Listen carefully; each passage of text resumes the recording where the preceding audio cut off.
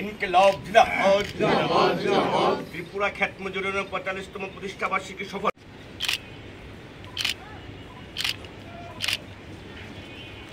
জেলা কমিটির সভাপতি কমরেড অরুণ,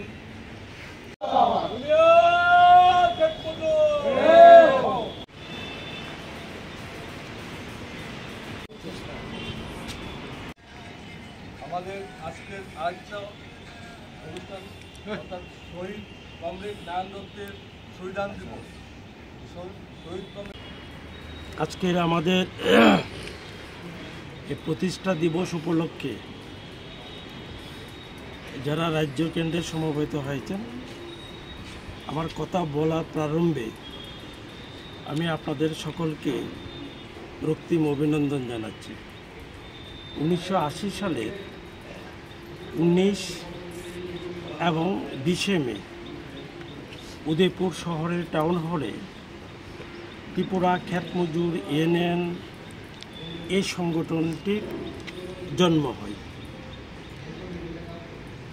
এই সংগঠন প্রতিষ্ঠা হওয়ার পর থেকে রাজ্যের অসংগঠিত যে সকল খ্যাত মজুররা রয়েছেন তাদেরকে রাজনৈতিক দৃষ্টিকোণ থেকে সংগঠিত করার প্রশ্নে ত্রিপুরা খ্যাত মজুর ইউনিয়ন সেখানে ধারাবাহিকভাবে তার সাংগঠনিক, রাজনৈতিক এবং মতাদর্শগত যে কাজ, সেই কাজ চালিয়ে আসছে। এই যে প্রথম সম্মেলন আমাদের হলো বা আত্মপ্রকাশ ঘটল আমাদের সংগঠনের উদয়পুর সম্মেলনের মধ্য দিয়ে, তার যে রাজ্য কমিটি গঠিত হয় 37 জনের, তার সভাপতি নির্বাচিত হন দশরথ দেব, আর সম্পাদক নির্বাচিত হন সম্মেলন থেকে সমর চৌধুরী।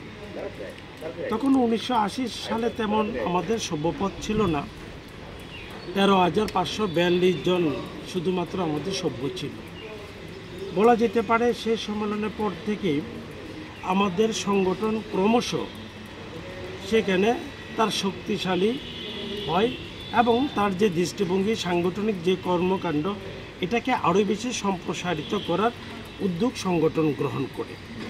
ত্রিপুরাতে একমাত্র সক্রিয় যে সংগঠন খ্যাত মজুর সংগঠন, একটাই সংগঠন খ্যাত মজুরদের যারা আমরা সংগঠিত করছি। তো আমাদের এই রাজ্যে বলা যায় খ্যাত মজুরদের কি অনুপজাতি কি উপজাতিদের মধ্যেও এই খ্যাত মজুর অংশের ভালো সংখ্যক সেখানে রয়েছেন।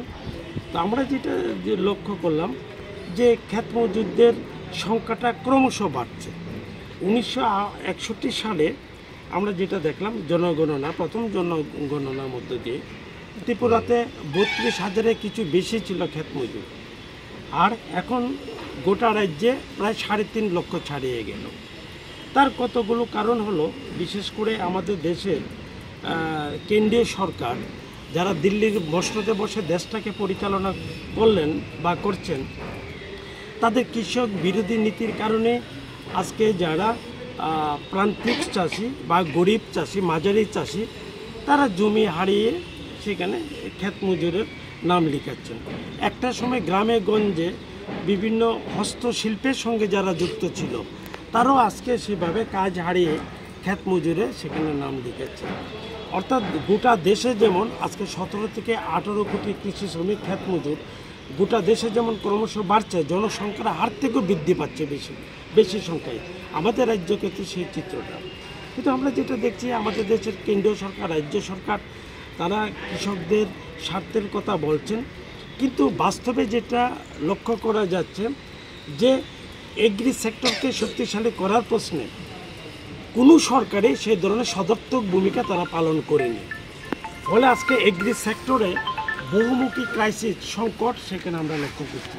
কৃষি উপকরণের উপর ভর্তুকি প্রত্যাহার করা, কৃষকের আত্মহত্যা বেড়ে যাওয়া, এবং বিশেষ করে ভারতবর্ষের জাতীয় আয়ের বড় একটা অংশ উপার্জিত হয় সেটা হচ্ছে এগ্রি সেক্টর থেকে, শতকরা প্রায় 17 থেকে 18%।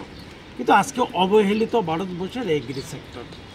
শুধু তাই নয়, গোটা দেশে বিজেপি পরিচালিত যে এনডিএ সরকার, রাজ্যের যে বিজেপি আইপিএফটি জোট সরকার, তাদের জনস্বার্থের পরিপন্থী নীতিগুলোর কারণে যেখানে গরিব শ্রমজীবী অংশের মানুষ সহ সমাজের সকল স্তরের মানুষ আজকে বিভিন্ন দিকে আক্রান্ত। ত্রিপুরা রাজ্যে তো আর্থসামাজিক অবস্থা এতটা ডিটোরেট করলো, এতটা অবনতি ঘটলো, ভাবা যায় না। খিদের জ্বালা মা তার প্রিয় সন্তানকে বিক্রি করে দিচ্ছে।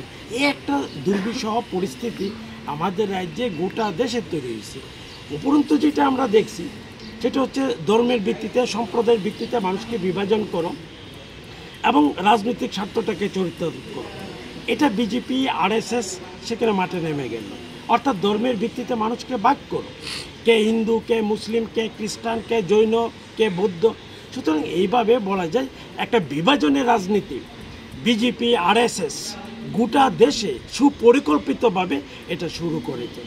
সুতরাং তার প্রতিবাদে আমাদের ক্ষেত মজুর সংগঠন আমরা জন্মলগ্ন থেকে সেখানে প্রতিবাদ করে আসি। আমরা ঐক্য চাই।